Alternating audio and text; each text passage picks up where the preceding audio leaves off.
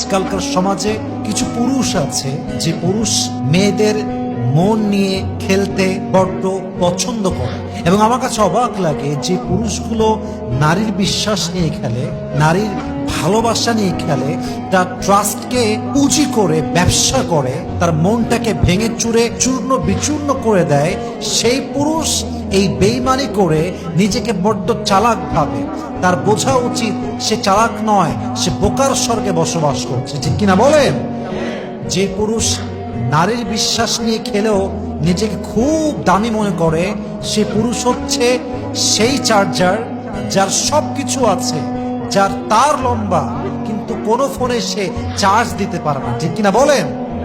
এই পুরুষ হচ্ছে সেই পুরুষ, যে পুরুষ হচ্ছে সেই লিফটের মতো, যে লিফটে সুইচও আছে, বাটনও আছে, কিন্তু সেই লিফটটা উঁচুতেও যায় না, নিচেতেও যায় না, ঠিক কিনা বলেন? এরকম পুরুষের কোনো মূল্য